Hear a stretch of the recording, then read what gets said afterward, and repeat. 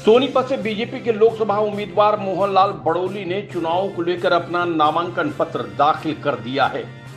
इस दौरान सोनीपत के मुरथल रोड पर एक निजी गार्डन में एक जनसभा का आयोजन भी किया गया।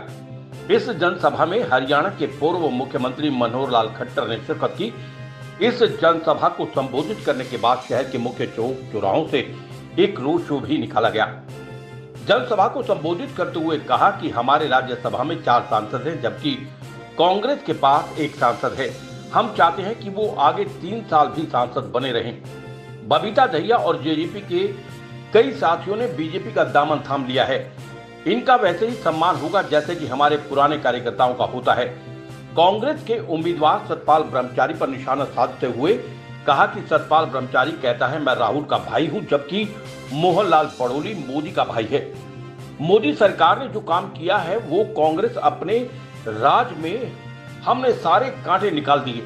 खट्टर ने मंच से धारा 370 हटाने से लेकर 3 तलाक को लेकर कांग्रेस पर जमकर साधा निशाना। वहीं उन्होंने कहा कि 2 चरणों में हुए चुनाव में मतदाताओं ने देश के नाम वोट किया है, जिसको लेकर कांग्रेस नाराज है। भूपेंद्र सिंह हुड्डा पर जमकर निशाना साधते हुए कहा कि हुड्डा को 10 हारने का दर्द नहीं है, बल्कि 2 हारने का दर्द है। कांग्रेस के पास जो संगठन नाम की कोई चीज नहीं है, बल्कि हमारा पन्ना प्रमुख तक बन चुका है। भूपेंद्र सिंह हुड्डा अब रोहतक की सीट बचाने में जुटे हैं। कांग्रेस को कौरव बताते हुए कहा कि बीजेपी पांडव है तो कांग्रेस कौरव है। दिव्यांशु बुद्धिराजा राहुल गांधी पर निशाना साधते हुए कहा कि ये तो कोर्ट का मामला है, इस मामले में बोलना अच्छा नहीं है। राहुल गांधी पर निशाना साधते हुए कहा कि वो वायनाड से चुनाव हार रहे हैं, अब रायबरेली से चुनाव लड़ना उनकी बौखलाहट है।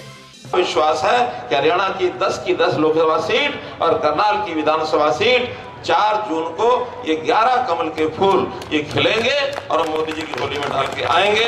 मित्रों, आप सब लोग, आपको मैं अपील करने के लिए आया हूं कि आप सब इस दायित्व को निभाएं और 25 तारीख को ज्यादा वोट कमल के निशान हमारे मोहनलाल जी बड़ोली के समर्थन में डलवा करके और कांग्रेस का जो कैंडिडेट है उसको एक धक्का मार दें तो निश्चित रूप से रोहतक की सीट हम जीतेंगे, ये गारंटी मेरी है। मैंने करनाल के साथ, क्योंकि करनाल में जो आपको पता है ये इनके जितने भी भगोड़े हैं, जितने दोषी हैं, अपराधी हैं, वो सब मैदान में उतरे हैं। एक अपराधी उसका बाप चुनाव लड़ रहा है, वो भी ईडी के चक्कर में फंस गया है।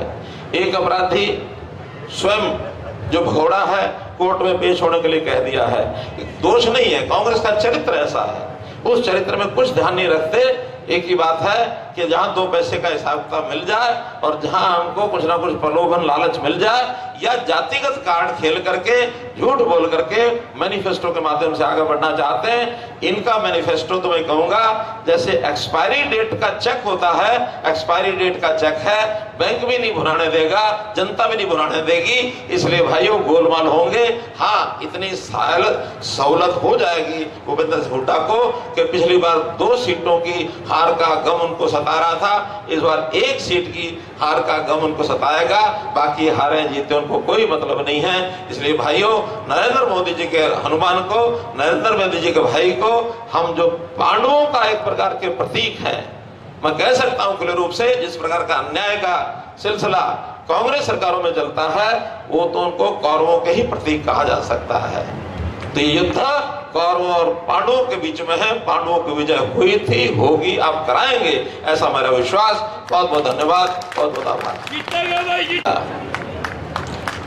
न केवल अकेले बल्कि इनके साथ और जो मुझे नाम 25 नाम प्रमुख नाम है जो जेजेपी को छोड़ करके यहाँ आए हैं, आज दूसरी पार्टियों से आज भारतीय जनता पार्टी के परिवार को बढ़ा रहे हैं। मैं इनका सबका भी स्वागत करता हूं और विश्वास दिलाता हूं कि जो मान सम्मान हमारे हम पूरे पुराने कार्यकर्ताओं का है वही मान सम्मान पार्टी में आज आने वालों का भी रहेगा। किसी प्रकार का कोई अंतर नहीं आने देंगे। मित्रों, भाई बहनों, इनके मुकाबले में कांग्रेस ने भी एक कैंडिडेट को खड़ा किया है और कांग्रेस का कैंडिडेट जगह जगह जाके कह रहा है कि भाई मैं भी तो आपका भाई हूं, और सामने वाले कहते हैं कि भाई तो मोहनलाल भी है, दोनों भाई हैं। लेकिन अंतर बड़ा जरूर एक सामने आपको ध्यान कराता हूं। वो देखिए, नाम लो तो उपस्थित हमारे कार्तिकेय शर्मा जी और राज्यसभा के हमारे सांसद हैं, ये यहाँ उपस्थित हो गए हैं। अभी अभी आपका परिचय कराया मैंने, बिना उपस्थित होने के ही करा दिया।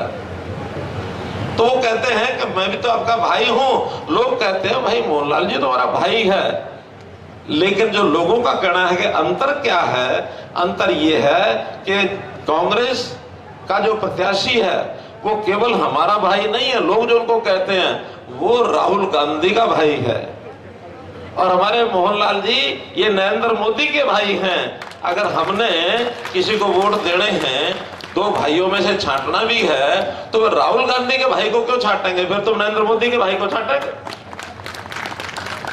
ये केवल दो प्रत्याशियों का चुनाव नहीं है, ये दो नेताओं के बीच में, और दो नेताओं के बीच में जब मुकाबला लोग करते हैं, मोदी जी के कार्यकाल को देखते हैं, 10 साल का कार्यकाल, और कांग्रेस के कार्यकाल को जो उन्होंने 55-60 साल देश पर राज किया उसको देखते हैं।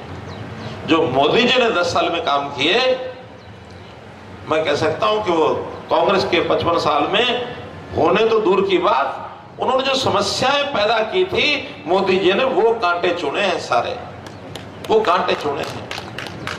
अगर बताइए 370 धारा किसने बनाई थी, किसने खड़ी की थी? ये कांग्रेस ने खड़ी की। इस 370 के होते कश्मीर को हम भारत का अभिन्न अंग नहीं बना सकते थे, और कश्मीर की लड़ाई में पाकिस्तान भी घुसा हुआ था। हमारी फौजें वहां जाती थी, सैकड़ों शहीद होते थे केवल इस कश्मीर के विषय को लेकर के। जब 370 खत्म कर दी, आज कश्मीर भी भारत का ऐसा ही अंग बन गया जैसा हरियाणा है, जैसा उत्तर प्रदेश है, जैसा बिहार है, जैसा केरल है, जैसा गुजरात है। सब प्रदेशों के बराबर जम्मू कश्मीर भी बन गया है। आज वहां किसी की भी आंख उठा करके देखने की हिम्मत नहीं है। कोई भी कश्मीर की तरफ आंख उठाएगा उसकी आंख फोड़ देंगे भाइयों, फोड़ देंगे। नरेंद्र मोदी जिंदाबाद, जिंदाबाद, जिंदाबाद। नरेंद्र मोदी जिंदाबाद, जिंदाबाद। कांग्रेस के रहते हुए इस देश के कब टुकड़े हो जाएं, टुकड़े टुकड़े गैंग उनके जो है वो सक्रिय हो गए थे। देश के बीचों बीच एक गलियारा, बिहार से लेकर के और केरल तक नक्सलवाद का गलियारा ये खड़ा हो गया था। नक्सली सक्रिय हो गए कि देश को हिस्से दो, बांट देंगे। मोदी जी के आने के बाद सबने देश के कानून को मानना शुरू कर दिया है, और नक्सलवादियों ने आत्मसमर्पण करना शुरू कर दिया है कि देश अब एक रहेगा, देश के बंटने का कोई भी खतरा आज नहीं है। कमेंट किया उसके लिए आप लोगों का बहुत बहुत धन्यवाद।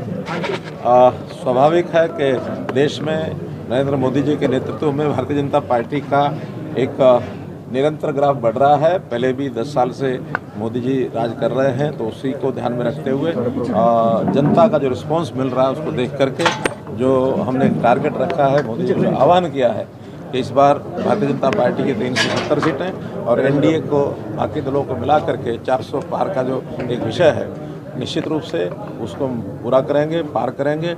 और उसमें भी हरियाणा की 10 सीटों का योगदान, 10 की 10 सीटें सोनीपत समेत, रोहतक समेत, करनाल समेत सब सीटों को मिला करके 10 हरियाणा का जो हमने मोदी जी को गारंटी दी है उसको पूरा करेंगे, और अच्छे मार्जिन से जनता हमको जो प्यार दे रही है, जो उसका उनका उत्साह हम देख रहे हैं, ये टारगेट पूरा होगा, ऐसा मेरा विश्वास है। कांग्रेस पार्टी तो ये कह रही है जमानत है वो मिल गई है, इस पर आपकी क्या प्रतिक्रिया है? देखिए, इसमें क्योंकि ये कोर्ट का मामला है, तो कोर्ट के मामले में किसी बात पर टिप्पणी करना अच्छा नहीं है। कोर्ट ने ही बड़ा घोषित किया था, कोर्ट ने ही आज जमानत दी है। ये विषय एक जुडिशियल या जिसको कहना चाहिए अंडर लिटिगेशन कोई भी विषय होता है तो कमेंट करना ठीक नहीं। कांग्रेस पार्टी तो ये कह रही है कि बीजेपी अब की बार हरियाणा से 10 नहीं बल्कि 2 सीटें जीत सकती है। कांग्रेस की बात हमारे मुंह में क्यों डालो भाई, आप अपनी बताओ, जनता से पूछो। राहुल वर्सेज मोदी, राहुल ने रायबरेली से फार्म भरा, किस तरह देखते हो? राहुल वो कौन सा वायनाड? नहीं, वायनाड कहाँ से पहले भरा? वायनाड को तो उन्होंने धोखा दिया। वायनाड से तो पता लगा कि हाँ भाई वो वहाँ से हार नहीं आने वाले हैं, लेकिन चूँकि एक वायनाड से पहले से वो सांसद है इसलिए दोबारा भरने उनकी मजबूरी थी। उनको पता है कि हार उनको सता रही है, उनके बौखलाहट में से उन्होंने रायबरेली से भी फार्म भरने के लिए तय किया है, शायद भर दिया है या भरेंगे। ये एक प्रकार की उनकी बौखलाहट और हार है। तो इस हार को निश्चित रूप से हम इसी ढंग से देखेंगे कि पिछली बार उनकी 52 सीटें आ गई थी और 450 से ऊपर सीटों पर उन्होंने लड़ाई लड़ी थी। इस बार उनकी लड़ाई ही 350 पर बन रही है, बाकी दूसरे दलों में बट गई है। उनकी अपनी सीटें तो 52 से भी कम आएंगी, ऐसा मुझे लगता है। भूपेंद्र हुड्डा ने कहा कि सोनीपत में अब की बार बदला लेने का टाइम आ गया है और इसलिए ब्रह्मचारी को मैदान में उतारा है, जो साफ आपको मैंने बताया ना कि किसी विपक्ष के नेता की बात हमारे मुंह में डालेंगे अच्छा नहीं है, लेकिन फिर भी जनता जो कहने लगी है वो कहती है कि अगर हमने किसी दोनों भाइयों में से, मतलब आज मंच पर भी कहा है कि लोग वो अपने आप को कहते हैं मैं आपका भाई हूँ, लोग कहते हैं मोहनलाल जी हमारा भाई है, लेकिन अगर हमने अपने भाइयों से भी चुनाव लड़ना है तो दूसरी जो तुलना उन्होंने की है कि एक भाई राहुल गांधी का भाई है, एक भाई मोहनलाल का भाई अपना नरेंद्र मोदी का भाई है, तो हम नरेंद्र मोदी के भाई को देंगे, राहुल गांधी के भाई को क्यों देंगे? क्यों चुनाव तो राहुल गांधी और नरेंद्र मोदी के बीच में है, दो भाइयों में या दो इस प्रकार के लोगों में नहीं है कि जनता को इधर सोचना पड़े। जनता तो ये सोचती है कि हमने प्रधानमंत्री किसको देखना है, प्रधानमंत्री के नाते से जो 10 साल राज हुआ उसको और आगे बढ़ाते हुए जनता का एक मानस बना है।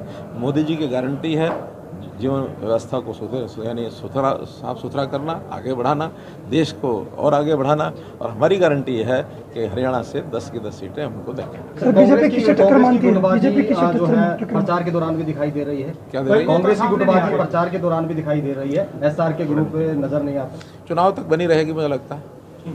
लेकिन भूपेंद्र हुड्डा कहते हैं संविधान बचाने की लड़ाई है। अगेन वही बात है कि भूपेंद्र हुड्डा की बात को आप हमारे मुंह में डाल रहे हो, अच्छी बात नहीं है। उनकी बातों का जवाब जनता में देंगे, जनता को पता है। मोदी जी ने कहा कि डॉक्टर अंबेडकर भी दोबारा जन्म लेकर के आ जाए और वो भी चाहे कि संविधान को बदलना है, तब भी संविधान बदला नहीं जाएगा, क्योंकि संविधान के अंदर ये लिखा हुआ है कि एटर्नल है। संविधान एक सार्वभौमिक, सार्वदेशिक और हमेशा के लिए ये एक संविधान बना है। छोटी मोटी आवश्यकता के हिसाब से संविधान के अंदर संशोधन पहले भी होते रहे, आगे कोई बात आएगी, मान लो जनता चाहेगी तो वो बातें होती हैं, लेकिन संविधान बदलना या संविधान को हटाना ये तो केवल उनकी बौखलाहट बता रही है ताकि जनता का ध्यान जो है वो बटाया जाए, इतना ही मात्र है विषय। लेकिन जनता समझदार है, जनता को सब पता है। मोदी जी की रैली बड़ी अमित शाह की मोदी जी की रैली 10 और 23 के बीच में कभी भी होंगी, क्योंकि जब भी यानी हमारा 6वें फेज़ का चुनाव है, जब 5वें फेज़ की रैलियाँ चल रही होंगी उसी समय 6ठे फेज़ की होंगी। अभी तो तीसरा और चौथा फेज़ बीच में है, तो इसलिए हम स्थान तय कर रहे हैं। मुझे लगता है 2 या 3 रैलियां प्रधानमंत्री जी की होंगी, कुछ अमित शाह जी की होंगी। अभी ये पार्टी के कंसिडरेशन में है। पूरे 10 की 10 सीटों को हम जोन बना करके और सबकी रैलियां चाहे प्रधानमंत्री जी की हों, अमित शाह जी की हों, राष्ट्रीय अध्यक्ष जी, तीनों बड़े नेता राजनाथ जी आए हैं, रोहतक में आए हैं। अच्छा है, उनका आशीर्वाद हमको मिला। आज सोनीपत लोकसभा के प्रत्याशी के तौर पर मैंने नामांकन किया है। पूर्व मुख्यमंत्री मनोहर लाल जी और 9 की 9 विधानसभाओं के सभी नेता, 2 हमारे राज्यसभा के सांसद, हमारे हरियाणा सरकार के पंचायत मंत्री महिपाल जी, सभी ने आके और पूरी जनता ने पूरे मन के साथ, दिल के साथ, पूरे उत्साह के साथ मुझे आशीर्वाद दिया है। और आज सोनीपत के सड़कों पर जिस प्रकार की भीड़ उमड़ी है, हमें लगता है एक तरफा चुनाव भारतीय जनता पार्टी के पक्ष में है जी। कांग्रेस के ब्रह्मचारी आपके सामने, सतपाल ब्रह्मचारी, उसको किस तरह देखते हो? तो कोई ना कोई उम्मीदवार तो पार्टी का होगा। मैंने तो स्वागत किया था उस दिन भी।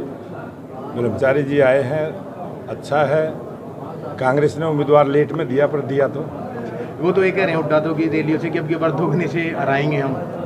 देखो, खिसियानी बिल्ली खंभा नोचे वाली बात कांग्रेस के साथ हो रही है, और कांग्रेस पार्टी अगर इस प्रकार के बयान नहीं देगी तो वो तो बिल्कुल ज़मीन में बैठे हुए हैं और भी बैठे जाएंगे नहीं।